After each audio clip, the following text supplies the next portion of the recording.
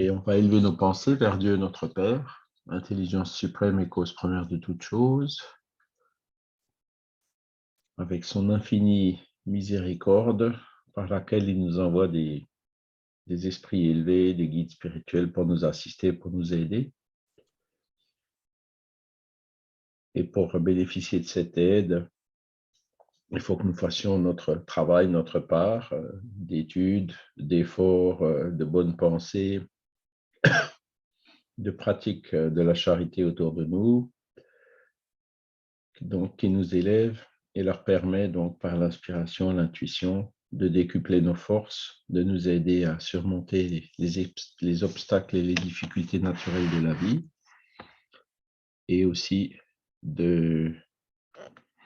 d'accomplir les missions que nous nous sommes engagés à réaliser dans le programme de cette incarnation. Donc, nous les remercions pour cette occasion de pouvoir être réunis aujourd'hui pour examiner un nouveau guide d'études de ce cours, notamment aujourd'hui sur Allan Kardec,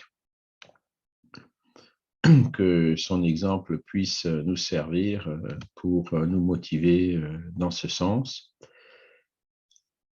et que ces lectures puissent également être utiles pour les esprits qui pourraient y assister dans nos domiciles respectifs.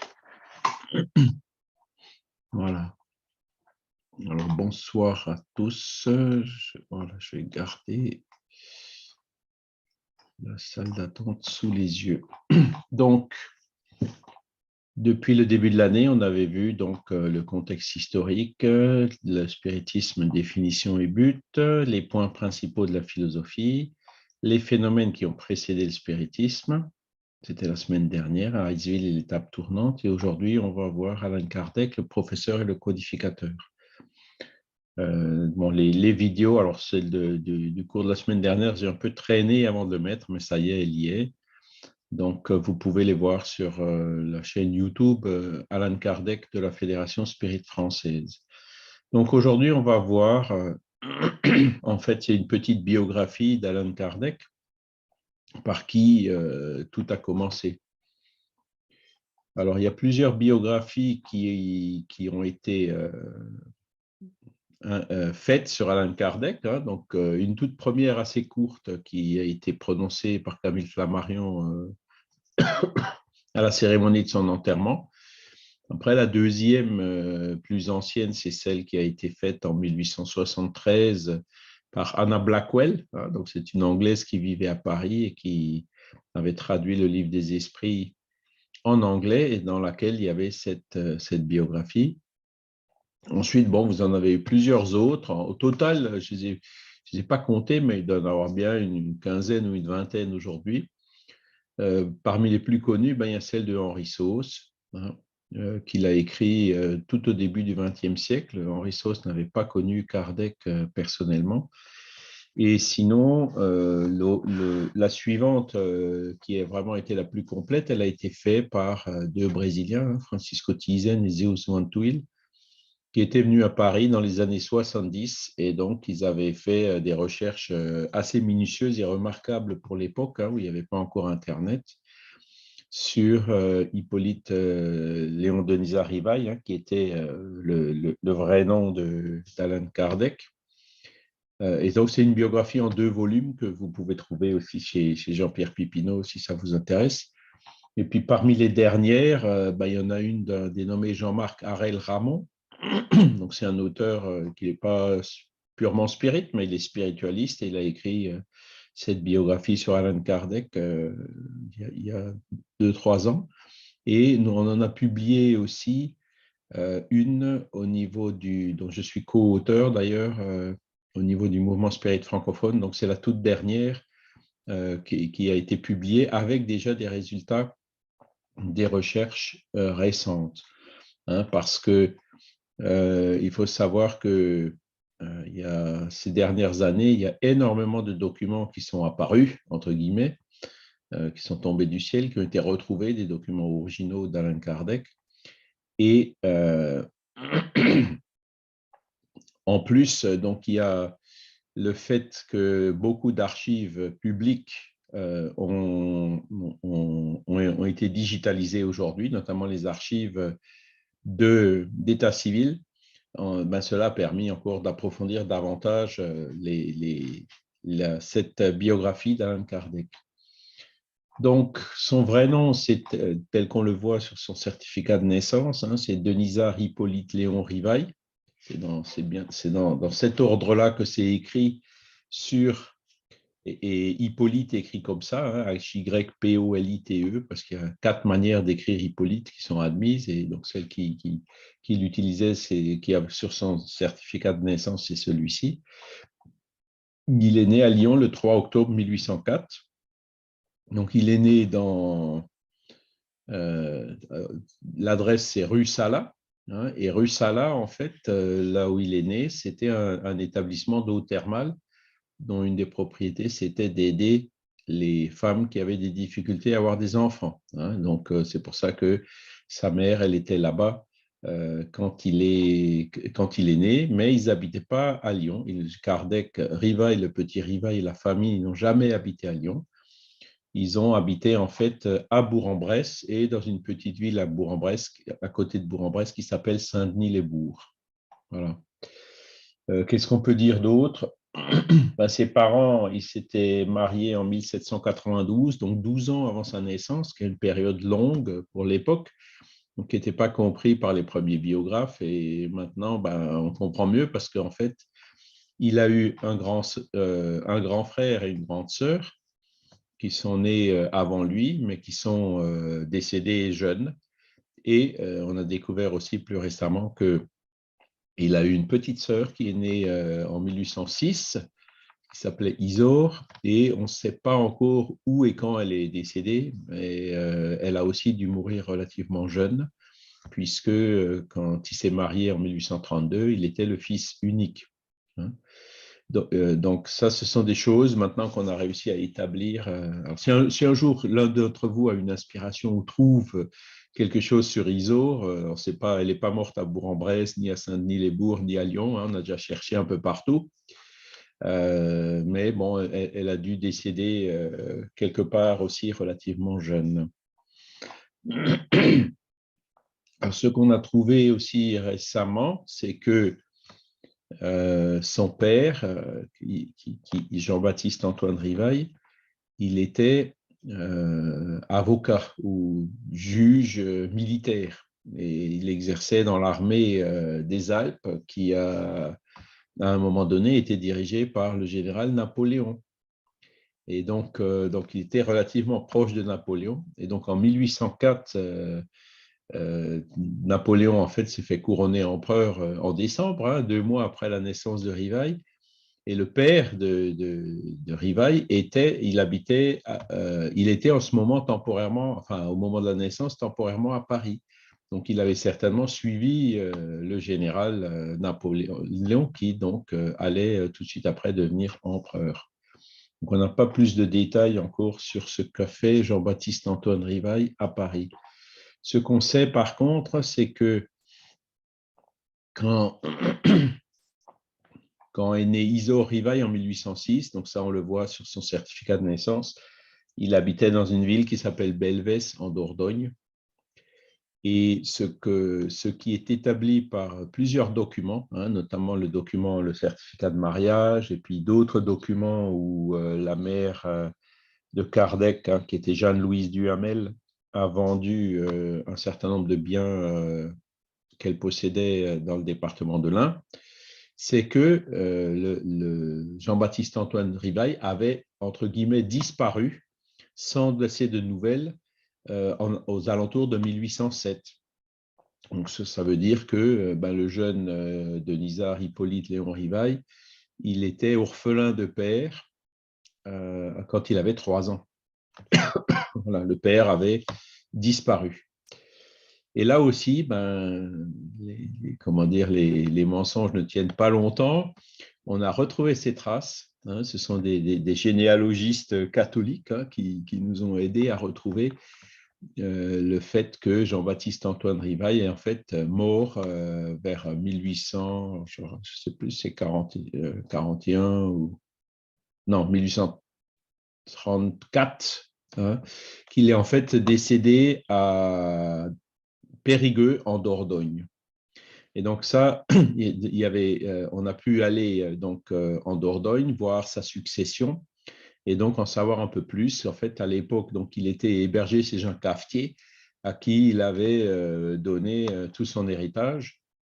Et donc, quand le cafetier, il est allé voir cet héritage après la succession, en fait, il avait pratiquement plus aucun bien. En fait, il est mort pauvre.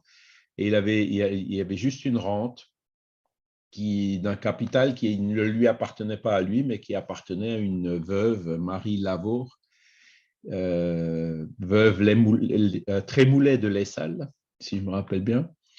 Et donc, en cherchant plus loin, on a su qui était cette dame et on a vu aussi qu'en fait, en 1815, quand la fille de cette dame s'est mariée, ainsi que le métayer, Hippolyte Jean-Baptiste Antoine Rivail, donc le père d'Alain Kardec, était présent. Donc, l'hypothèse la plus probable, c'est qu'il a abandonné le domicile conjugal, il s'est fait passer pour disparu, mais en fait, il s'était remis avec cette veuve et donc était resté donc dans ce département de la Dordogne.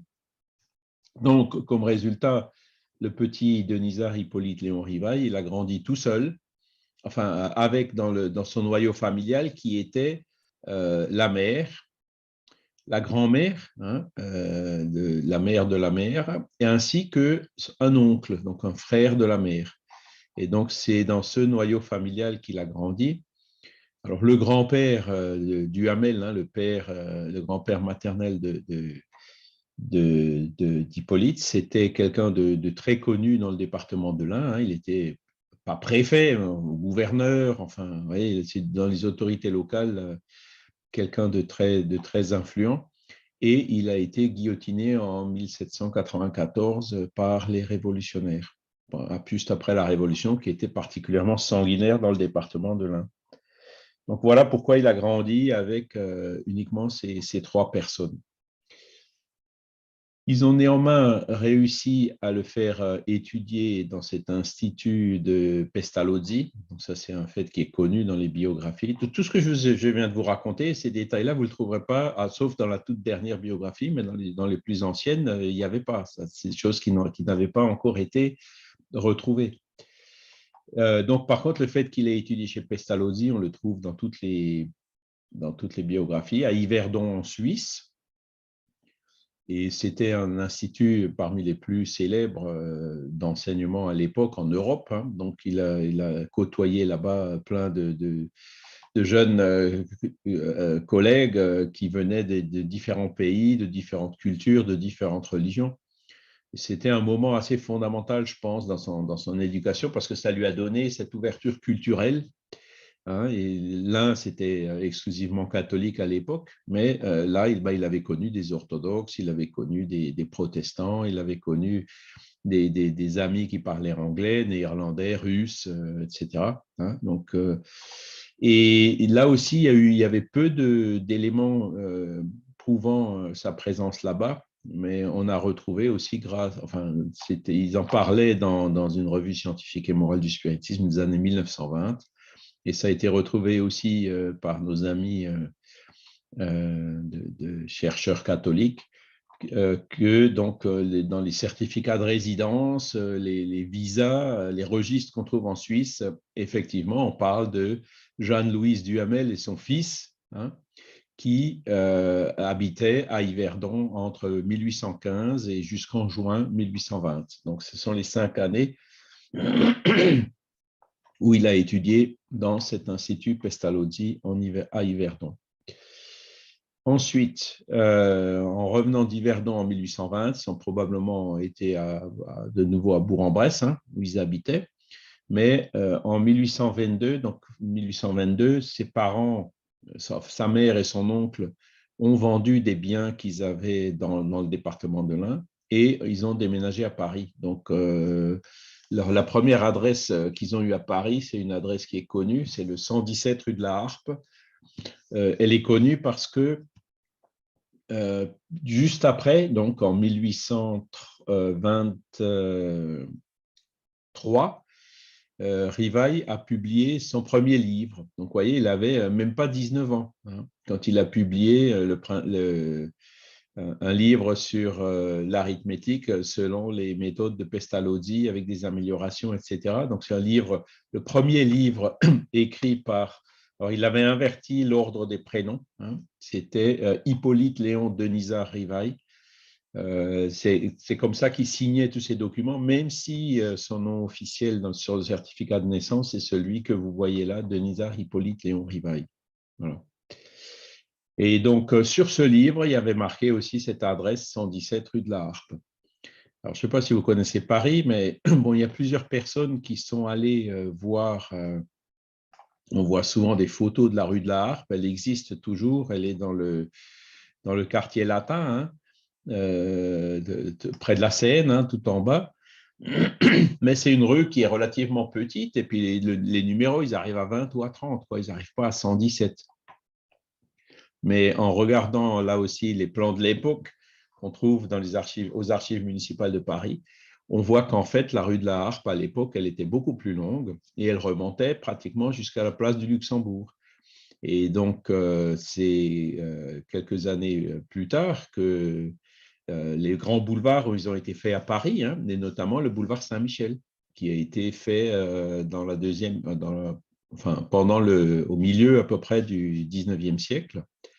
Et on a retrouvé avec les plans de l'époque et ceux d'aujourd'hui que ce pavé de maison où il y avait ce numéro 117 rue de la Harpe, il existe toujours. Alors, je n'ai pas le numéro par cœur, mais je crois que c'est 56 ou 57 boulevard Saint-Michel aujourd'hui. C'est le pavé, quand vous montez le boulevard Saint-Michel, à pied bien sûr, puisqu'il est sens unique en descendant, vous avez sur votre gauche la place de la Sorbonne, et puis c'est le pavé de maison juste après. Voilà. Et donc, on voit très bien la forme des immeubles et tout qui existaient en 1823, 22, 23 et qui existent encore aujourd'hui. Voilà pour la petite histoire. Et c'est là donc où il a écrit ce livre. Quelques années plus tard, il a fondé, je vais descendre, je pense, hein, parce qu'on trouvera plus les détails en bas. Cours pratiques et théoriques d'arithmétique d'après les principes de Pestalozzi avec des modifications. Hein. Donc, c'était annoncé en février 1823 et donc le livre il est sorti en décembre 1823 quand il avait 19 ans. Voilà. Il a commencé sa carrière pédagogique. Donc, il a publié beaucoup d'autres livres ainsi que des plans pour améliorer l'éducation publique. Donc, vous voyez, 1828, plan proposé pour l'amélioration de l'instruction publique. C'est un plan qui a été connu à l'époque puisqu'il a été présenté dans le ministère de l'Éducation de l'époque hein, et il y avait pas mal de commentaires très favorables sur ce document qu'il avait réalisé. Après, il a écrit une grammaire, 1831. Encore une fois, un document sur le système d'éducation en harmonie avec les besoins de l'époque, 1831. Un mémoire sur l'instruction publique aussi en 1831. Ensuite, les manuels des examens pour les brevets de capacité, 1846. Traité complet d'arithmétique, 1847, hein, pour les exercices. Réforme concernant les examens et les maisons d'éducation, 1847. Catéchisme grammatical de la langue française, 48. Dictée normale des examens, 49. Dictée du premier et du second âge, 1850. Et la grammaire normale des examens il était co-auteur avec une autre personne qui s'appelle Lévi Alvarez en 1849.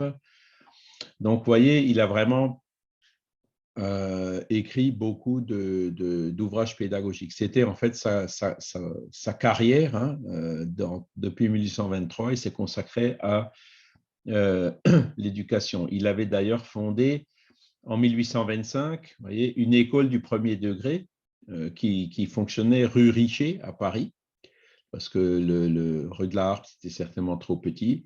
Puis, ils avaient déménagé rue Vaugirard, hein, où ça fonctionnait les années suivantes. Et en août 1831, donc l'Institut, allant croissant, c'était le primaire, après le premier degré, après c'était le secondaire aussi. Il y avait plusieurs classes, etc. Donc l'Institut, il a déménagé dans un local assez ample qui est au 35 rue de Sèvres et qui était loué à des jésuites. Ce local, cette adresse 35 rue de Sèvres, bon, les bâtiments de l'époque n'existent plus, mais c'est toujours encore au 35 rue de Sèvres aujourd'hui. Et puis, il y a d'ailleurs une église dans le fond, derrière l'immeuble nouveau qui a été fait devant, donc à l'emplacement où fonctionnait cet institut Rivail. Et donc, il a travaillé, cet institut a fonctionné sous sa direction entre 1831 et 1840. Pour un certain nombre de raisons, il a dû le fermer. Là, vous voyez les sociétés savantes dans lesquelles il a participé, puisque comme il était connu dans le domaine de la pédagogie, ben forcément, il allait dans ces différentes sociétés. D'encouragement pour l'industrie nationale en 1825, 21 ans. Émulation, agriculture, sciences, l'art de département de l'Ain, tiens, vous voyez, donc là où il était jeune, en 1828. Société de prévoyance des chefs d'institution, 1829. Société grammaticale aussi. Société française de statistique universelle en 1831, Éducation nationale, l'Académie d'Arras en 1831, où il a aussi écrit une thèse, il faudra d'ailleurs que je rajoute dans ses écrits, qui manquent. L'Institut historique en 1834. L'Institut historique, c'est un institut, quand vous cherchez sur Wikipédia, qui est très connu, hein, où il y avait des gens comme Ampère, Lamennais, Lacordaire, il y avait plein. Donc, vraiment, Rivail côtoyait l'intellectualité de l'époque en France, hein, dans ces différentes sociétés. Et ce qui est intéressant, c'est qu'il avait vraiment connu Lacordaire et Lamennais, qui sont deux qui se sont désincarnés avant la codification du spiritisme et qui ont donné des communications à la Société parisienne des études spirites, hein, après 1858, et il les avait en fait connus vivants. Et il dit quelque part, ben, c'est d'autant plus facile d'identifier les esprits qui se communiquent quand on les a connus alors qu'ils étaient vivants. Et donc là, ben, dans ces instituts-là, on a maintenant la preuve qu'il les avait, au moins ces deux-là, effectivement connus. Donc, il connaissait plein de monde à Paris et il y a plein de monde qui le connaissait. C'était vraiment quelqu'un qui était devenu célèbre dans ce milieu de la pédagogie. Voilà. Voilà, donc en 1840, des circonstances matérielles indépendantes de sa volonté. Les biographes disent que c'est son oncle qui était vicié au jeu et qui avait perdu beaucoup d'argent, il avait ruiné la famille. Il a été obligé de vendre cet institut, donc ça, on en a la preuve de cette vente, dénommé Pitolet, M. Pitolet. Donc l'institut continue à être dirigé par M. Pitolet et plus par Rivail. Ce M. Pitolet, apparemment, c'était quelqu'un qui n'était pas aussi rigoureux que lui, puisque quand il a rendu l'institut, ça n'a duré que 2 ans ou 3 ans, quand il a rendu le local aux jésuites, c'était assez délabré. Et les jésuites ont ensuite fait un procès à Pitolet. Et puis comme le pauvre Rivail, il était plus ou moins resté garant, puisque la location, elle était à son nom. C'est lui qui a été obligé, en plus de la ruine, par au jeu les pertes de son oncle. C'est lui qui a été obligé de payer, il a été condamné à payer pour les réparations dans le local qui ont été causées par d'autres. Voilà. Et à partir donc de 1840, il a été obligé de se débrouiller, d'exercer d'autres activités. Donc on voit des activités dans une banque d'échange avec de Lachâtre, hein, le Maurice Lachâtre qui a écrit, c'était un encyclopédiste de l'époque, hein, qui a été obligé de s'exiler en Espagne un peu plus tard, hein, parce qu'il était républicain. Et donc, après le coup d'État de Napoléon, comme Victor Hugo, comme d'ailleurs Pierre Gaëtan Lesmarie et d'autres, ont été obligés de s'exiler. Et donc, mais cette banque d'échange, pareil, elle a duré 2 ans, puis elle a été dissoute. Donc ça n'a pas été non plus un grand succès. On a retrouvé là les documents notariés aux archives qui sous-tendent tout ça. Et donc, il a travaillé aussi dans une compagnie d'assurance dans lesquelles il faisait des calculs de probabilité, parce que les assurances, c'est que ça, hein, c'est faire des calculs de probabilité, de risque. Et donc, il était consultant dans une société d'assurance. Et ce qu'on a retrouvé aussi, c'est qu'il s'intéressait aussi au théâtre. Et donc, il avait soit des activités comptables, soit des prises de participation dans différents théâtres. Voilà. Par contre, en 1800, alors voilà, il y a la petite Louise. Donc, ils n'ont pas eu d'enfant naturel. Hein, alors, j'ai oublié de dire qu'ils s'étaient mariés avec Amélie Boudet, hein, en 1832. Donc là, on a retrouvé tous les documents aussi, le contrat de mariage. Donc, ils se sont épousés en février 1832. Ils n'avaient apparemment pas eu d'enfant naturel, mais ils ont élevé et éduqué une petite fille qu'ils appelaient la petite Louise. Alors, elle n'avait pas leur nom de famille parce qu'à l'époque, la loi ne leur permettait pas d'adopter un enfant. Hein, il y avait des conditions qui ne remplissaient pas. Mais bon, la petite Louise, elle était chez eux, un peu comme dans une famille d'accueil. Et notamment quand Amélie, elle allait voir ses parents à elle qui habitaient dans la Sarthe, dans une petite ville qui s'appelle Château du Loir. Hein, c'est sur le Loir, hein, L-O-I-R, pas trop loin de Tours d'ailleurs. L'été, Amélie allait là-bas, elle emmenait la petite, et puis donc il y avait les correspondances et les lettres qu'on a retrouvées, que vous pouvez d'ailleurs trouver aujourd'hui en ligne sur un site qui a été fait par l'Université fédérale brésilienne de Juiz de Fora, qui s'appelle projetocardec.com.br. Vous cherchez Projeto Kardec, vous trouverez. Et vous y trouverez notamment toutes ces lettres qui nous ont permis de découvrir toutes ces informations. Par contre, cette petite, elle est décédée avant d'avoir atteint les 10 ans, en fin novembre ou début décembre 1845. On n'a pas encore réussi à établir son identité exacte. Maintenant que les archives municipales ont enfin scanné et mis en ligne l'état civil reconstitué des décès de cette période, on va pouvoir refaire une recherche pour essayer de trouver qui c'était. Il y a deux, entre guillemets, candidates. Hein. Une qui s'appelait d'ailleurs Duhamel, qui avait le nom de sa mère et de son oncle. Donc ça, c'est une des hypothèses. Et l'autre hypothèse, c'est une Louise Legrand, qui était la mère très pauvre et puis le père inconnu. Voilà. Donc, mais entre les deux, il y a encore quelques incohérences. On n'est pas sûr encore. Il faut continuer les recherches pour tirer ça au clair. Et donc, entre 1844 et 1850, Amélie, donc son épouse, elle a dirigé une école de commerce et pension de jeunes filles qui fonctionnait rue Mauconseil à Paris. Et Rivail y donnait des cours. Alors, dirigé par Amélie, pourquoi? Parce qu'à l'époque, les pensions de jeunes filles devaient être dirigées par des femmes, ne pouvaient pas être dirigées par des hommes. Hein, c'était la loi de l'époque.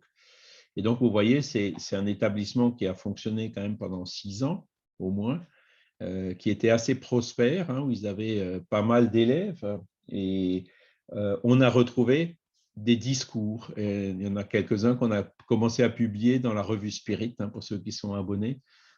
Vous voyez une image de l'original ainsi que la transcription. Et il faisait vraiment un travail remarquable à l'époque. Par contre, là encore, en 1850, pour différentes raisons, ils ont été obligés de céder ce pensionnat à quelqu'un d'autre.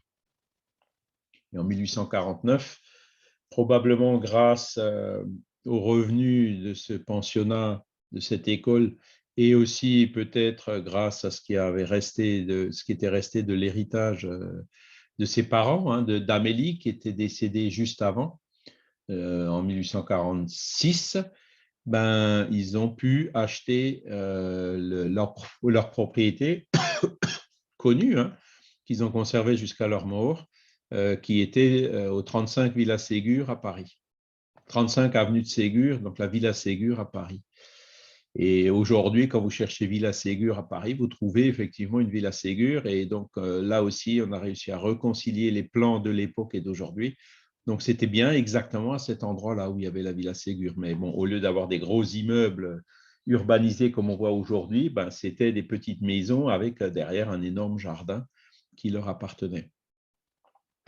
Et donc, ils étaient allés habiter là-bas en 1850. Rivail, donc, il donnait des cours à ces jeunes filles, notamment les cours de commerce. Et il donnait aussi des cours dans d'autres institutions, comme celui de Lévi Alvarez, qu'on a vu tout à l'heure, avec lequel il a coécrit un livre. Et il donnait aussi des cours particuliers. Voilà. Donc, vous voyez, ces autres activités, il y a la banque d'échange avec la Châtre, la compagnie d'assurance, le théâtre dont on a parlé. Il avait aussi des fonctions de liquidateur de différentes sociétés, des sociétés liées au théâtre. Il a déposé un brevet pour une cuvette siphon mobile. Donc ça, c'était en 1850, quand ils ont commencé à installer les égouts de Paris. Il s'était rendu compte que dans les bouches d'égouts, il y a les odeurs des égouts qui remontaient. Et donc, c'était un inconvénient qu'il avait donc fait un brevet pour un siphon pour éviter les siphons qu'on met aujourd'hui partout, justement pour éviter ça. Il avait participé à l'inventer. Mais là, il a essayé d'industrialiser cette invention et là aussi, apparemment, ce n'était pas un grand succès. Donc, ce qu'on peut voir, c'est qu'en gros, entre 1840 et 1855 au moins, il a toujours eu beaucoup de difficultés à joindre les deux bouts. C'était une lutte permanente de petits boulots à droite à gauche pour pouvoir assurer la subsistance de la famille. Il a travaillé, il a fait de la comptabilité dans un journal catholique qui s'appelle L'Univers et dans une librairie catholique aussi, qui était une succursale de la librairie Pélago, installée à Lyon. Donc, il y avait une succursale à Paris.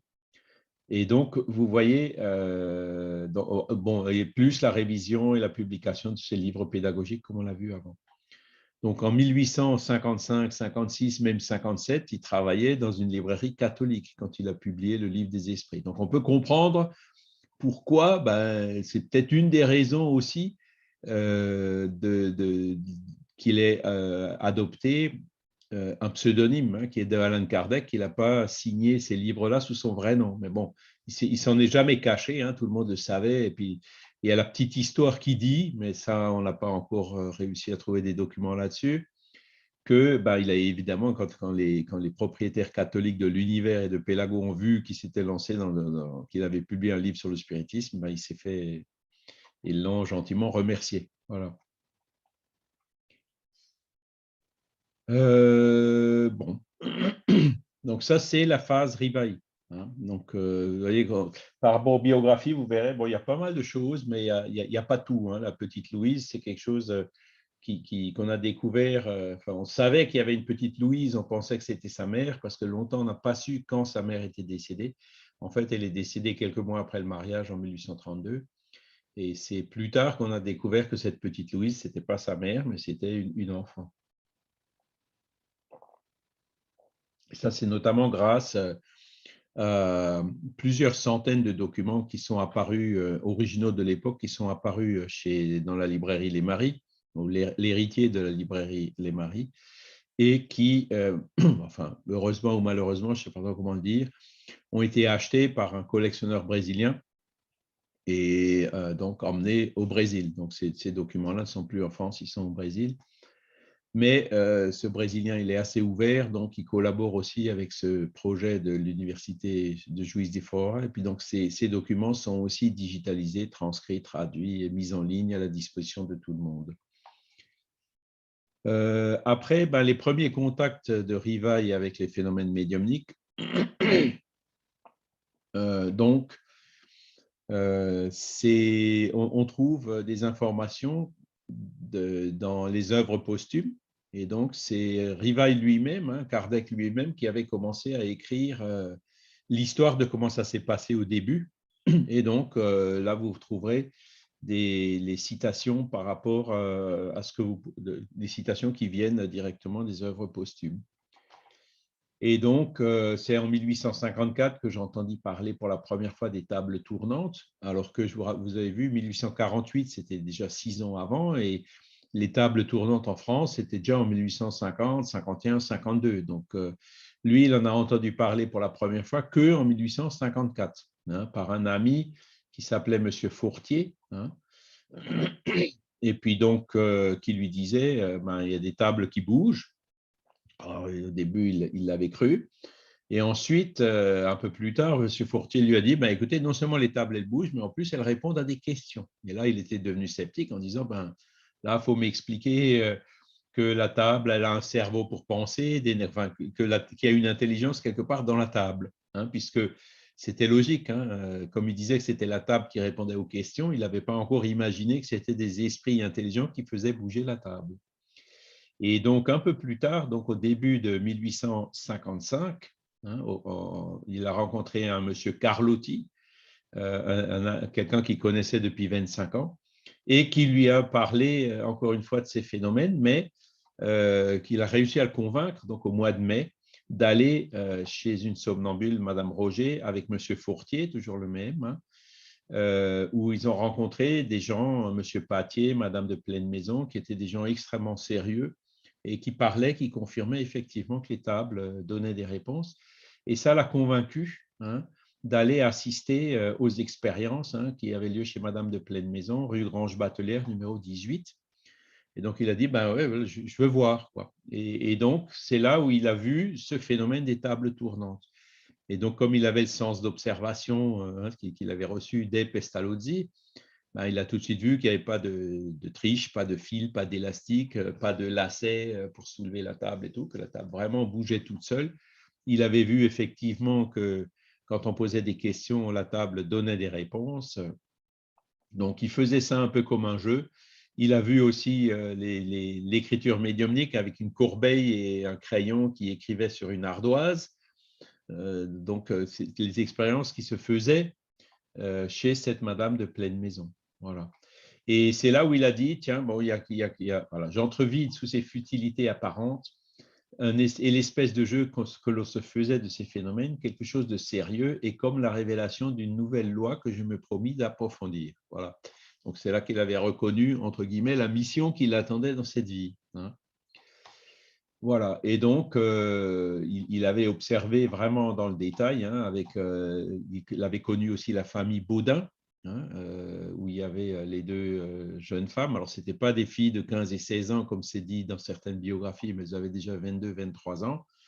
Et elles s'étaient mariées d'ailleurs en 1857. Donc là aussi, on peut vous donner on les a publiés aussi dans la revue Spirit, leur identité exacte. Ils habitaient rue de Rochechouart et donc là, il a commencé à participer régulièrement à ces séances. Hein. Et les deux demoiselles Baudin, en fait, elles écrivaient. C'était déjà de la psychographie, donc ça permettait quand même d'avoir des questions et des réponses un peu plus soutenues. Voilà. Et donc, c'est là où il a dit qu'il a commencé à analyser les réponses qui étaient venues, et puis il a dit, ben, c'est pas possible que ça vienne des médiums, ça vient vraiment d'une autre intelligence. Voilà. C'était un effet intelligent qui devait avoir une cause intelligente étrangère. Et donc, les études sérieuses, il a vraiment commencé à les faire chez la famille Baudin. Hein. Il avait pris la conscience de l'ampleur et de la tâche qui l'attendait. Hein. Mais donc, il s'était vraiment engagé à fond dans ses études, hein, en parallèle avec ce travail de comptable aux librairies Pélago et au journal catholique L'Univers. Et, vous voyez, il fallait agir avec circonspection, être positiviste et non idéaliste. Donc, alors ça s'est terminé fin janvier, l'exposition Phantographie qui a eu lieu à la maison d'Auguste Comte à Paris, hein, dans le 6e, que je suis allé visiter en décembre. Et le conservateur du musée là-bas, il m'avait dit, ouais, mais enfin, j'avais trouvé bizarre qu'il y avait le buste de Kardec et puis des images de fantômes dans la maison d'Auguste Comte, qui était le chef du positivisme. Et donc, quand j'avais posé la question, comment ça se fait que vous avez fait cette exposition ici, hein? Et il m'a dit, effectivement, tout opposait Kardec et Auguste Comte. Je dis, non, non, parce que Kardec, en fait, il a utilisé la méthode positive, la méthode d'Auguste Comte, la méthodologie scientifique de l'époque, si vous préférez, pour étudier ces phénomènes-là. Hein. Et là, on le voit dans ses propres écrits, il a dit il fallait être positiviste et non idéaliste. Hein. Il fallait y aller avec le sens de l'observation et de recherche, la méthodologie scientifique, et non pas, surtout pas avec des idées préconçues. Hein. Et c'est comme ça qu'il a donc petit à petit commencé à recueillir les éléments qui lui ont permis d'écrire le livre des esprits, qui est paru à peine moins de 2 ans après, donc en avril 1857. Les premiers résultats de mes observations, c'est que les esprits n'étant autres que les âmes des hommes n'avaient ni la souveraine sagesse ni la souveraine science. Donc il a vu qu'il y a des esprits qui racontaient n'importe quoi, qu'il fallait exercer le discernement et puis trier les communications. Et donc, c'est ce qui lui a permis d'éviter les erreurs, de tout prendre à la lettre, de prendre pour du pain béni tout ce que les esprits dictent, ce qui aurait été une grande erreur. Et ensuite, ben voilà, les esprits, mais qui vous êtes pour donner ces communications? Ben, nous sommes les esprits, on était vivants, on s'est sur la terre, pour moi, pour certains d'entre eux, on s'est désincarné, puis maintenant, depuis le monde des esprits, on arrive à se communiquer avec vous par ce biais, par ces moyens, donc par la médiumnité. Ce n'était pas une hypothèse préconçue, c'est le phénomène lui-même qui s'est révélé dans ce sens. Voilà. Ah. Qu'est-ce qui se passe avec la connexion Internet? Vous m'entendez toujours? Oui, bon, on va continuer. Bon, et donc, il avait vu en fait qu'il y avait des esprits qui racontaient n'importe quoi. Par contre, il y en avait d'autres qui écrivaient des trucs qui étaient absolument d'une profondeur largement au-delà des connaissances humaines et des conceptions humaines ou des médiums qui les écrivaient à l'époque. Et quand il avait pris ce travail en 1855 avec tout le sérieux qui le caractérise, ben, il y a plein de gens qu'il avait connus, donc M. Tiedemann, Victorien Sardou, le fameux acteur de théâtre de l'époque, qui est d'ailleurs un aïeul de Michel Sardou, le chanteur contemporain. Ben, ils lui ont donné une série de cahiers de communication qu'ils avaient reçus. Donc, en gros, il a reçu tout un matériel qu'il a décortiqué, analysé, trié, organisé pour écrire le livre des esprits. Donc, c'est pour ça qu'on parle du codificateur et pas du fondateur, ou ni de l'auteur.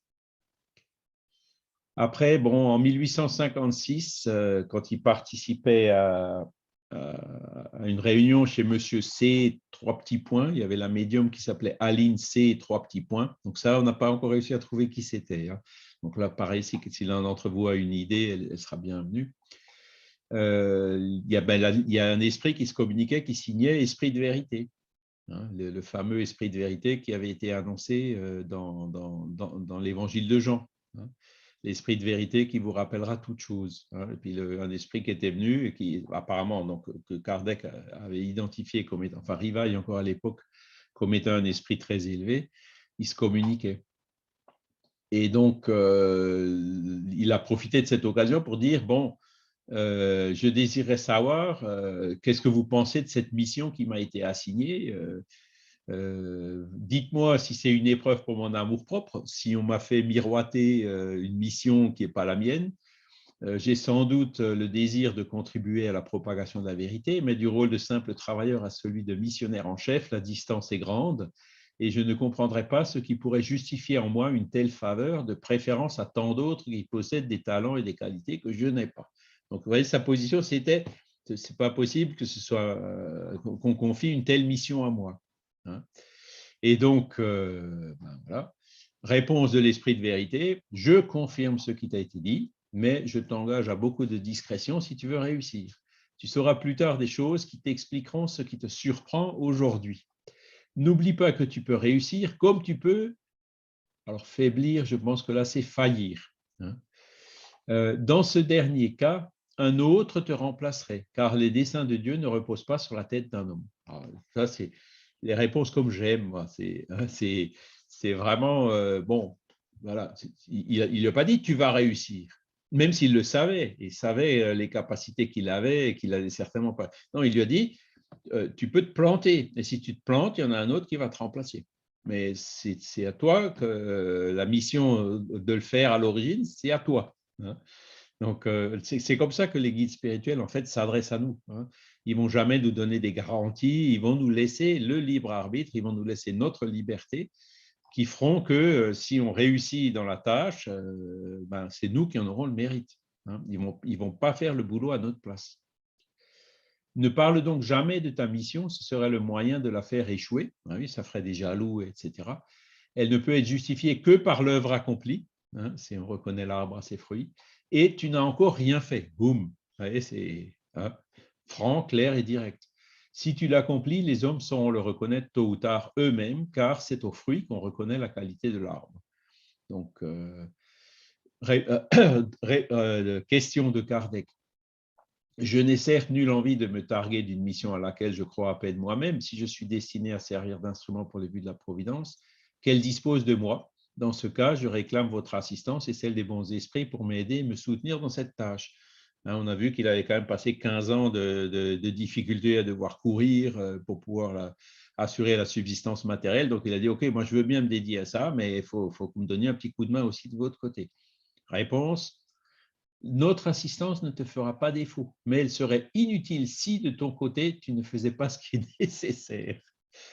C'est vraiment, boum, voyez.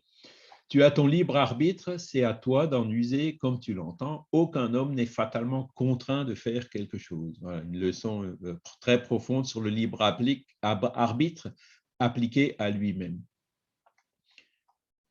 Demande de Kardec, de Rivail à l'époque, hein, quelles sont les causes qui pourraient me faire échouer? Serait-ce l'insuffisance de mes capacités? Parce que je n'ai pas les capacités intellectuelles pour faire le boulot. Réponse, non. Mais la mission des réformateurs est pleine d'écueils et de périls. La tienne est rude, je t'en préviens, car c'est le monde entier qu'il s'agit de remuer et de transformer. Il monte la barre encore plus haut, là. Ne crois pas qu'il te suffise de publier un livre, 2 livres, 10 livres et de rester tranquillement chez toi. Non, il te faudra payer de ta personne. Tu soulèveras contre toi des haines terribles, des ennemis acharnés conjureront ta perte. Tu seras en but à la malveillance, à la calomnie, à la trahison même de ceux qui te sembleront les plus dévoués. Tes meilleures instructions seront méconnues et dénaturées. Plus d'une fois, tu succomberas sous le poids de la fatigue.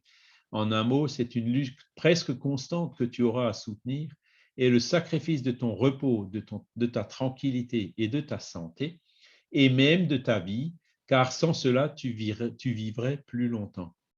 Eh bien, plus d'un recul quand, au lieu d'une route fleurie, il ne trouve sous ses pas que des ronces, des pierres aiguës et des serpents. Pour de telles missions, l'intelligence ne suffit pas.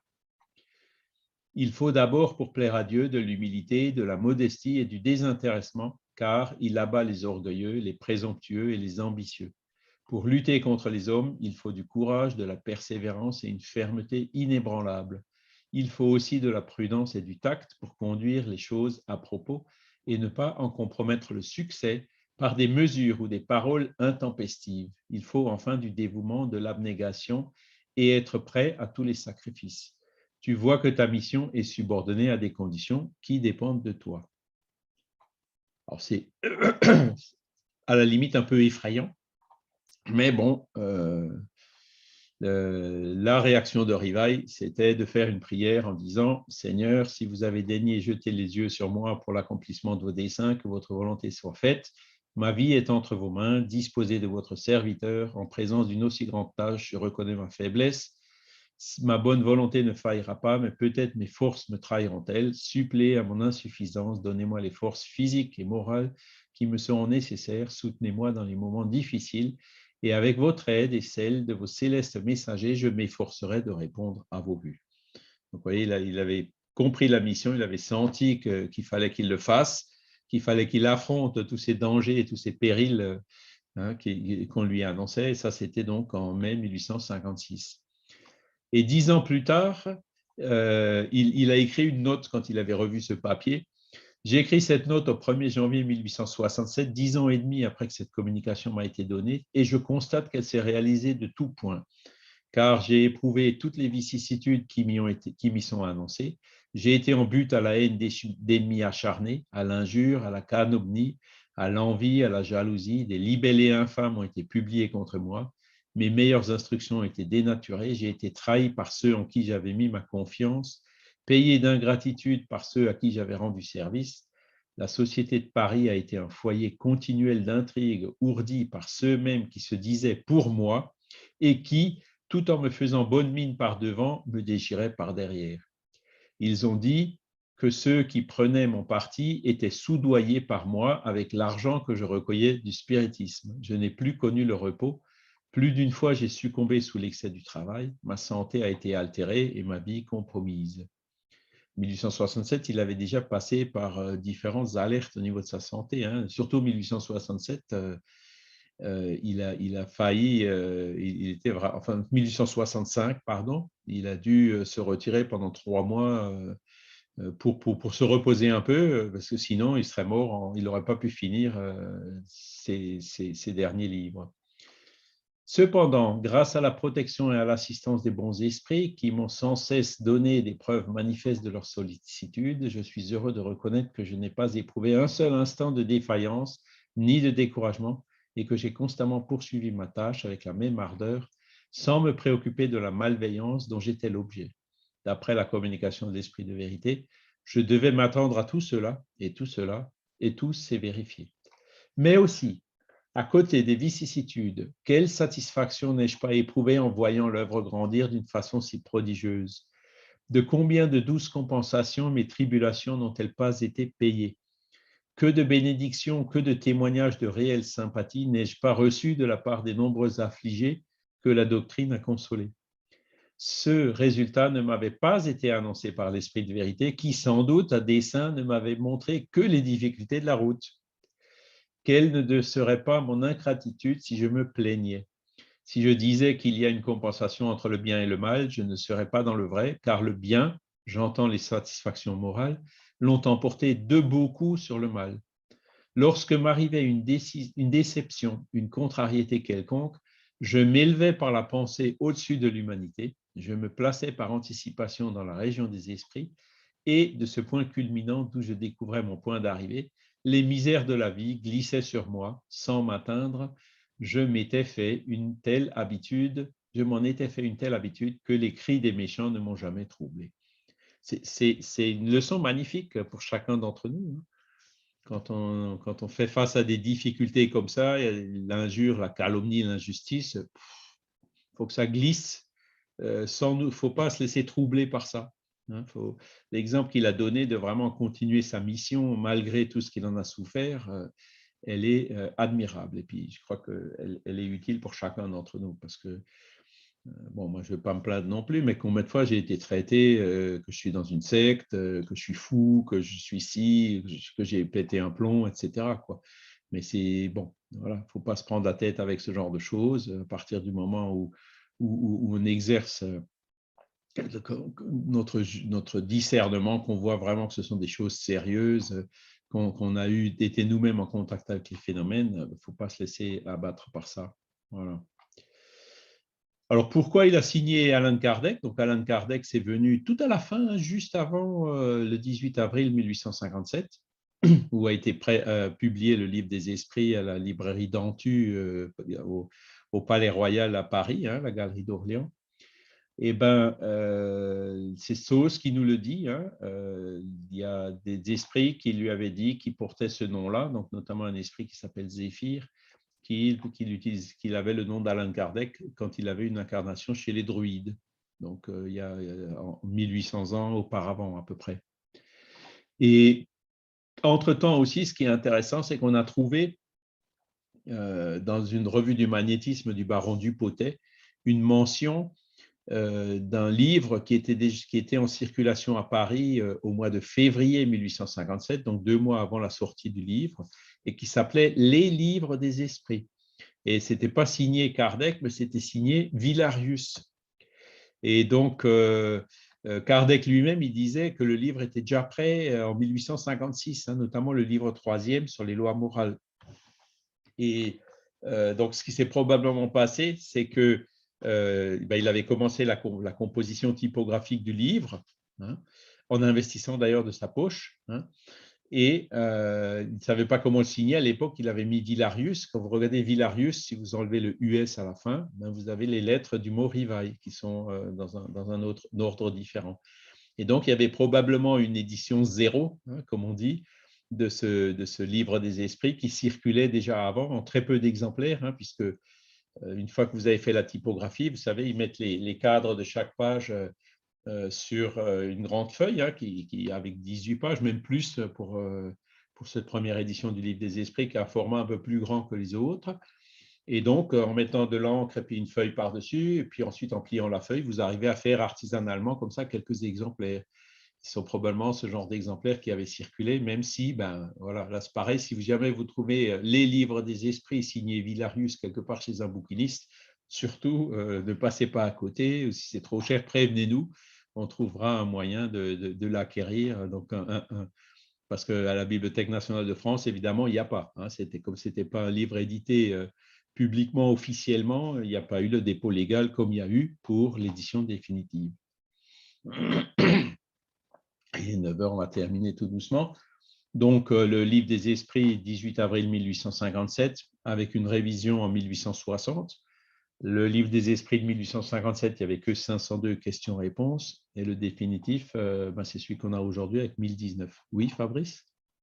Oui, Charles, cette toute première édition, ou édition zéro, comme tu l'as appelé, de Villarius, c'est ça? Mais c'est qui l'a écrite alors, cette C'est édition? lui. Il dit dans les œuvres posthumes, le livre troisième, il était prêt, il est pratiquement fini. Il était en train encore de le réviser, de le relire, notamment avec Céline Jaffé, qu'on a aussi trouvé. C'était une somnambule, elle s'appelait Becquet, Céline Becquet. Et donc, il y a certaines, le livre troisième, par exemple, il était certainement prêt déjà avec la typographie et tout. Donc, il a dû on imprimait quelques feuilles, ça se faisait à l'époque. On mettait de l'encre à la feuille et puis on passait un rouleau ou quelque chose dessus. Et ensuite, recto verso, en pliant la feuille, on arrivait à faire un carnet, enfin une partie du livre. D'accord. Donc Donc c'est c'est lui qui l'avait écrit, c'était déjà vraiment le tout premier, alors. C'est vraiment le premier. Je Voilà, dirais, le tout premier ne s'appelle pas le livre des esprits, mais les livres, c'est ça, les livres des livres des esprits. esprits, et il est signé de Villarius. C'est ça? Il est signé Villarius. Et Ah, quand vous prenez la première édition du oui. livre des esprits, donc j'en ai une là dans l'armoire, au-dessus des prolégomènes, vous voyez le titre, Les livres des esprits. C'était quelque chose qui était resté encore de ces premières éditions. Alors que dans la révision, au-dessus des prolégomènes, il n'y a plus rien. Il avait changé le titre en mettant le livre des esprits. Et dans le premier exemplaire, les pages ne sont pas divisées en deux avec questions et Si, réponses. c'est en deux colonnes. Vous avez les questions à gauche et les réponses à droite. Alors, vous le trouverez facilement Oui, partout. oui, Vous oui. trouverez des scans en PDF de ce livre-là. Nous, on les a même fait en Word, donc de cette première édition de 1857. On doit avoir ça sur l'encyclopédie Spirit et vous la trouverez aussi sur une encyclopédie Spirit au Brésil qui s'appelle Kardecpedia. Vous cherchez Kardecpedia et vous verrez que, bon, alors il y a des drapeaux de différentes langues. Vous cliquez sur le drapeau français, donc le site sera en français. Et si vous allez dans les livres originaux, vous verrez qu'en fait, ils ont pratiquement toutes les éditions de tous les livres de Kardec. Donc, première, deuxième, troisième, quatrième, cinquième, etc. C'est un travail remarquable qui a été fait au Brésil aussi. Après, il a commencé à publier la revue Spirit à partir du 1er janvier 1858. Qu'est-ce que le spiritisme? C'était en juillet 1859. Le livre des médiums, c'était le 15 janvier 1861. L'évangile selon le spiritisme, c'était en avril 1864. Le ciel et l'enfer, août 65. La Genèse, 16 janvier 68. Et après sa désincarnation, en 1890, les Maries a publié les œuvres posthumes à partir de ces documents. Alors, dans les documents qui ont été trouvés en 2018, là, récemment, malheureusement, il n'y a pas les documents qui ont servi aux œuvres posthumes. Donc, il y en a un ou deux, mais la majorité n'était pas dans ce lot de documents. Donc, on ne sait pas encore où ils sont, ces documents. Voilà. Et donc, après, il y a aussi une correspondance très, très étendue. Donc là, on retrouve de temps en temps comme ça des lettres aux archives qu'il avait envoyées à différentes personnes, des lettres originales pendant cette époque-là. Et il y en a beaucoup, notamment les brouillons de ces lettres que Kardec gardait. qui sont aussi au Brésil, les originaux, et qui étaient allés en 1950, hein, juste avant la mort de Paul Leymarie, par un chercheur brésilien qui s'appelait Canuto Abreu. Et ces documents-là aussi sont en train d'être mis sur ce projet au Kardec, hein, de l'université de Juiz de Fora. Voilà. Et puis donc, voilà, le travail de Kardec, c'était donc compliqué, hein, parce que les esprits ne sont pas venus donner le livre de la première page à la dernière, hein, les messages sont venus de tous les coins, etc. Donc, c'est lui qui a dû faire tout ce tri. Quand il voyait des choses qui se contredisaient, il reposait les questions aux esprits. Quand il y en a qui me dit blanc, l'autre qui me dit noir, c'est quoi, hein? Et paf, donc là, il y a les arguments qui sont venus et qui lui ont permis donc de savoir si c'était blanc ou noir, et donc d'écrire le livre et d'assurer bien sûr la cohérence d'ensemble sur la philosophie. Voilà. Et donc le livre des esprits, c'est les réponses sont données par les esprits, ce ne sont pas les idées personnelles de Kardec, hein, ce sont les esprits qui sont venus donner des réponses. Mais bon, le travail qu'il a réalisé, comment dire, c'est un travail qui est vraiment remarquable, hein. C'est ce qui est expliqué ici par les biographes brésiliens. Ce n'était pas juste de prendre les messages, les mettre à la queue leu et les publier. Non, non, c'était refaire et refaire et redemander, réviser avec les esprits, etc. C'était un travail intense et pratiquement à plein temps qu'il a fait pendant l'année et demie entre son premier contact avec les phénomènes et la publication du livre. C'est pour ça qu'on dit que c'est le codificateur du spiritisme. Le mot codificateur vient de là. Ce n'est pas l'auteur, hein, l'auteur, ce sont les esprits, mais c'est lui qui les a mis en ordre. Et puis donc, il est mort debout le 31 mars 1869. La société avait commencé à fonctionner dans un local au Palais Royal. Lui, il habitait rue des Martyrs, 8 rue des Martyrs. C'est ce qu'on voit sur l'adresse qu'on voit sur les premiers livres qu'il a publiés. Et donc après, il a déménagé au Passage Sainte-Anne. Et le 31 mars, c'était le dernier jour du bail au Passage Sainte-Anne. Il était en train de préparer, de finaliser le déménagement. Une partie, donc tout ce qui était édition, librairie, stock de livres, etc., ça devait partir rue de Lille, à Paris, hein, où il y avait la librairie. Et lui, avec tous ses documents personnels et le petit appartement qu'ils avaient au-dessus de la librairie Passage Sainte-Anne. C'est un local qui existe d'ailleurs toujours. On a les plans qui est toujours dans la même configuration que l'époque. Il devait déménager dans sa maison rue de Ségur, avenue de Ségur. Voilà. Et donc, c'est le jour du déménagement, hein. Il y a un libraire qui est venu pour rechercher quelques revues. Pouf, rupture d'anévrisme. Et donc, il est mort debout en plein travail, quoi. Voilà.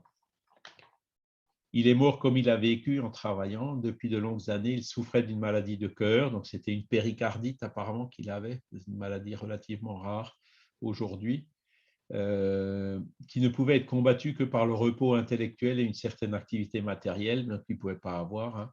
Mais tout entier à son œuvre, il se refusait à tout ce qui pouvait absorber un de ses instants aux dépens des préoccupations de prédilection. Chez lui, comme chez toutes les âmes fortement trempées, la lame a usé le fourreau. Voilà. Est-ce que vous avez des questions?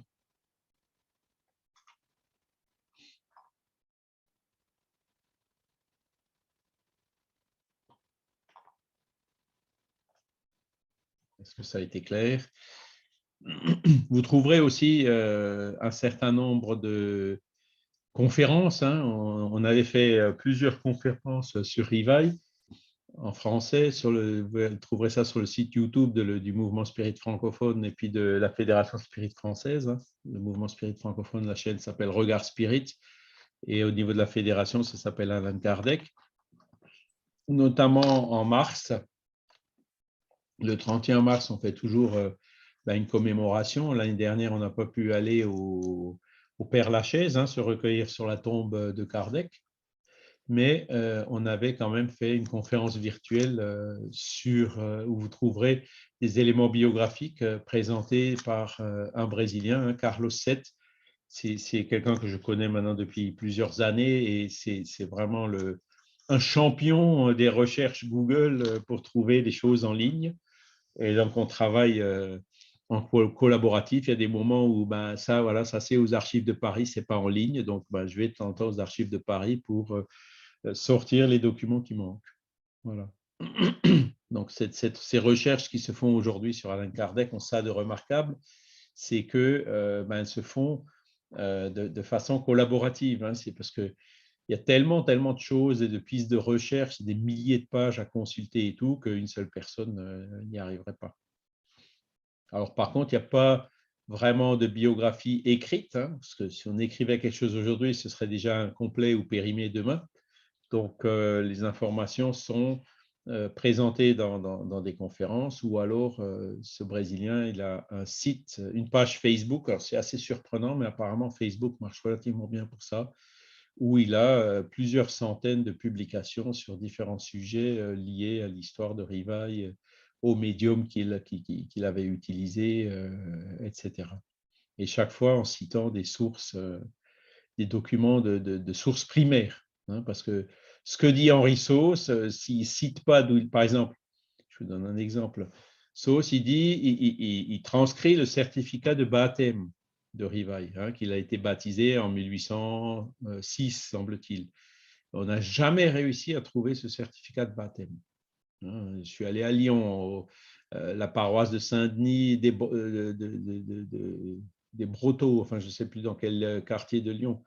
J'étais à Saint-Denis-les-Bourgs, dans l'Ain, on a cherché en long, en large et en travers, à Bourg-en-Bresse, toutes les archives, tous les certificats de baptême. On ne trouve même pas les noms des curés qui ont signé le certificat et celui qui a signé la retranscription. Donc, on ne sait toujours pas aujourd'hui où il a été baptisé. Sauce le dit, mais il ne cite pas la source, donc nous, on prend ça comme des informations de seconde main et pas des sources premières. Oui, Vincent? J'avais juste une question par rapport à toute cette démarche. Hein. En fait, la première démarche, c'est croire en la réincarnation.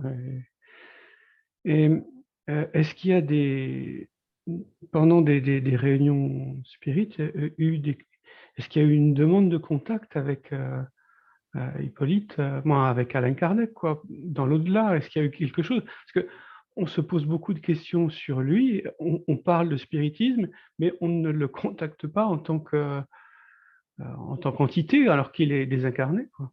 C'est étonnant. Oui. Alors, il y a plusieurs communications signées Kardec qui ont été publiées, notamment dans les revues Spirit après sa désincarnation. Hein, il y en a plusieurs. Alors, est-ce qu'elles sont vraiment authentiques ou pas? On n'est jamais 100% sûr. Hein, ça, c'est le problème des communications. Il s'est communiqué aussi au Brésil. Hein, il y a des communications signées Kardec. Il y a eu des communications même un peu plus tard. Hein, je ne sais pas si Léon Denis, Léon Denis a aussi eu des communications signées Alain Kardec qui publie notamment dans les œuvres posthumes.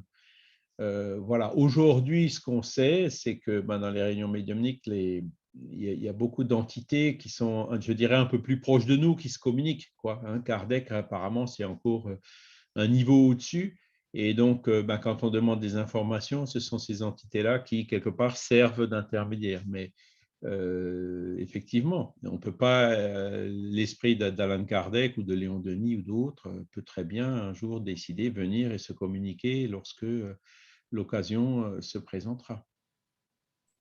On Apparemment, cherchera, ouais. pardon. Apparemment, ce que j'ai cru comprendre dans des réunions médiumniques, c'était qu'il était plus fier de ce qu'il avait fait en tant que pédagogue de français, de la connaissance de la science, plutôt que de ce qu'il faisait en tant que codificateur de la doctrine spirit. Il était plus fier de son travail de pédagogue, de l'enseignement, que de la doctrine spirit. C'est étonnant, mais c'est... Alors la question c'est où est-ce que vous avez où est-ce que vous avez vu cette affirmation?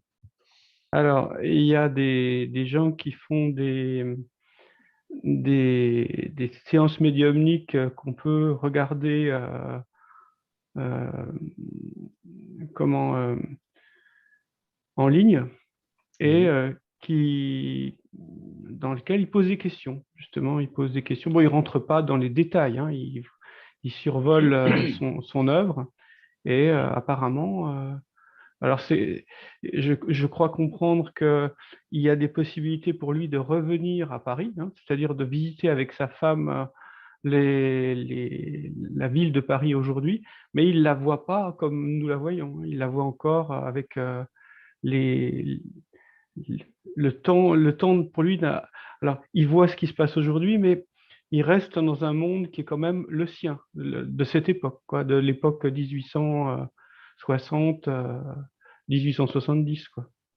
Alors bon, vous voyez, c'est là où effectivement je dis ben, il faut y regarder, il faut faire attention, quoi, parce que des communications de Kardec, j'en ai vu, mais il a bien changé et en nettement moins bien que ce qu'il était de son vivant, hein. Donc, il y a beaucoup de communications qui circulent comme ça, qui sont apocryphes. Par exemple, bon, là, je vous montre toutes les difficultés qu'il a eues dans sa phase avant d'être Rivail. Et aujourd'hui, si on le connaît, ce n'est pas parce qu'il était pédagogue, si on le connaît parce que c'est lui qui a codifié le spiritisme. Donc, sa mission du spiritisme, les 5 livres de base, etc., il les a faits, hein. Et s'il est reconnu mondialement aujourd'hui, c'est bien par son travail d'Allan Kardec que par son travail en tant que Hippolyte Léon Denisard Rivail. Ces livres, par exemple, pédagogiques, ne sont plus utilisés aujourd'hui, alors que le livre des esprits est encore diffusé à des milliers d'exemplaires dans le monde entier. Donc, probablement, l'esprit qui est venu raconter que, en se faisant passer pour Kardec, qu'il était plus fier de ce qu'il a fait avant qu'après, ben, personnellement, je n'y mettrais pas beaucoup de crédit, voyez. Parce qu'après, bon, je suis peut-être parfois un peu machiavélique, mais quand vous êtes quelqu'un qui cherche à rabaisser un petit peu le mérite de quelqu'un d'autre, comment vous vous y prenez? Ben exactement comme ça, hein. C'est quand j'entends parfois un groupe spirit qui n'est pas très loin d'ici, hein, dans la ville de Nancy, qui dit oui, on a reçu des communications de Kardec qui fait son mea culpa. Ça, je prends pas. Pour moi, ce sont des esprits qui cherchent à se substituer, qui cherchent à rabaisser, à casser les bases. Vous voyez ce que je veux dire? Ça peut pas, hein. Oui, non, La mais mission qu'il c'était a faite, qui est reconnue, c'est à l'arbre, on reconnaît l'arbre à l'objectif, son fruit. c'était pas de casser la doctrine spirit, hein, c'était juste de comprendre, voilà, ce que lui ressentait par rapport à ce qu'il a vécu, voilà. Mais Et ça peut être intéressant parce qu'il a quand même passé beaucoup de temps à écrire des livres de pédagogie, hein, et c'est ce oui. qu'il a commencé à faire dans sa vie. Et il a quand même passé beaucoup de temps, on le voit bien, hein, dans ce qu'il a écrit, à, à enseigner à des enfants, à faire même des choses techniques, hein, comme les siphons, des choses comme ça. Voilà. Il sait pas. C'est quelqu'un qui a fait beaucoup de choses dans sa vie, pas C'est vrai. uniquement. Mais la chose pour laquelle il est connu, il est connu comme Allan Kardec, hein. C'est Allan Kardec qui a 30 ou 40 millions d'admirateurs dans le monde aujourd'hui. C'est pas Rivail. Donc, objectivement, l'affirmation de l'esprit qui a signé Allan Kardec à cette occasion-là, elle est quand même assez étrange et peut-être voire même discutable, quoi. Et ce qui est bien dit dans cette communication, c'est que là où il est à l'heure actuelle dans la désincarnation, il continue à travailler au développement de la doctrine spirit. Il le précise bien qu'il continue le travail. Il ne s'est pas arrêté parce qu'il est désincarné, quoi. Alors, Vincent, ce que je vous demanderais, c'est si vous pouvez m'envoyer la source, hein, je ne sais pas si c'est quelque chose qui est encore enregistré quelque part, qu'on peut visualiser. Je suis preneur parce que je vais quand même y jeter un coup d'œil, mais d'après ce que vous m'en avez dit, je serais a priori assez dubitatif. Mais bon, Alors, il faut quand même regarder de près, ce voyez. soir, on se retrouvera, je pense, durant Oui, c'est ça, oui. le spiritisme sans Spiritisme tabou, sans et tabou, oui. j'aurai le lien. D'accord, c'est parfait, merci. Patricia? Oui, moi j'avais une question par rapport à ce que vous avez dit, par rapport aux sources qui ont servi à Alain Kardec pour écrire les livres. Vous dites, elles venaient d'où ces sources? C'était du monde entier ou seulement de France ou Ben, tout au ce qu'il a début, reçu? c'était quand il n'était pas connu, c'était les groupes de Paris qui avaient servi à faire la première édition du livre. Donc les fameux carnets là que lui avaient donné Sardou, Tiedemann, Fourtier, les différents groupes pleine maison qui fonctionnaient à l'époque et qui avaient déjà fait des questions-réponses qu'ils avaient annotées pendant quelques années avant qu'ils s'y intéressent. Donc ils lui ont donné tous ces cahiers qui lui ont servi de documents. Mais après le livre des esprits, lui, ben, il s'est diffusé dans le monde entier. Et du coup, il commençait à recevoir des lettres du Mexique, d'Autriche, d'Allemagne, d'Espagne, de Russie. Et c'est là où les gens disaient, bah, tiens, bah, chez nous aussi, on a des petits carnets, voilà les réponses qu'on a eues à telle question, etc. Donc, c'est là où il a reçu des informations qui sont revenues de beaucoup plus large que Paris seul. Et donc, ce sont ces informations qui lui ont permis d'enrichir le livre et d'en faire la deuxième édition avec le double de questions-réponses. Ah, Donc, ok. voilà. Et puis d'ailleurs, vous voyez, dans ces différents livres, vous avez des communications d'esprit qui venaient de Karlsruhe, les autres, il suffit quand c'est cité, vous voyez que ça vient de bien. Après, bon, il s'était en quelque sorte naturellement transformé en centre de convergence. Toutes les personnes qui s'intéressaient au spiritisme lui écrivaient à lui et lui envoyaient à lui les copies ou les informations de ce qu'ils avaient reçu. C'est donc à partir de là qu'il a effectivement reçu cet enseignement que les esprits avaient donné un peu partout dans le monde, de l'universalité de leur enseignement. Ah, ok. Mais la première édition du Livre des Esprits, c'était essentiellement à Paris, puisqu'il n'était pas connu, il n'était pas sorti encore. Et il y a des livres qui ont été faits là aussi au Brésil, qui ont comparé la première édition du Livre des Esprits avec la deuxième. Tiens, tel truc, on le retrouve à tel endroit, telle question à tel autre. Tiens, ben là, la réponse, elle a été modifiée par rapport à la première réponse. Voilà, Oui. il y a eu des choses. Et donc, c'est un travail minutieux, un travail de fourmi qui a été fait et qui permet de se rendre compte de tout ce qu'il a enrichi dans la deuxième version. Il a fait que 2 versions du livre des esprits? Oui, après, bon, il y a eu ce travail de comparaison, il est fait de la première jusqu'à la, je ne sais plus si c'était la 16e ou la 17e édition, en 1869, quand il était encore vivant. Et donc, il y a toutes les modifications qui ont été relevées par ces chercheurs. Voilà. Et donc, celle qu'on publie aujourd'hui, évidemment, c'est une copie de la dernière, donc de la 16e ou la 17e, celle qui a été publiée en février 1869, juste avant qu'il meure. Ok. C'est là que la dernière qu'il avait vraiment révisée lui-même qu'on utilise. Ok. Merci. Mais je vous en prie. Dis-moi, Charles, alors c'est pas dans le livre des esprits, c'est dans l'Évangile, le témoignage d'une reine de France. On ne sait pas qui c'est réellement, cette reine de France, on n'a pas su. Écoute, je sais que dans le ciel et l'enfer, il parle de la reine d'Oud. Donc là, il l'avait identifiée. Mais celle-ci, il faudrait que je regarde, je ne pense pas. Mais bon, voilà, ça peut aussi faire l'objet de recherche pour essayer de savoir qui ça aurait pu être. Oui, bon, même si c'est le contenu du message qui est important, pas forcément qu'il l'envoie, mais c'est quand même assez sympa d'avoir un témoignage comme ça d'une reine de France. Oui, puis l'esprit guide de la société parisienne, c'était l'esprit de Saint-Louis. Oui.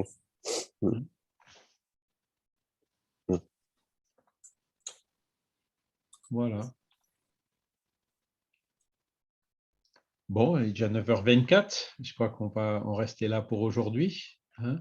Merci à tous pour votre participation. Merci aussi aux bons esprits qui nous ont assistés dans ce cours pour pouvoir prendre connaissance de ce parcours qui a amené à cette codification. Voilà, excellent dimanche et puis à bientôt. Merci. Merci Charles. Merci. Au revoir tout le monde. Bon dimanche.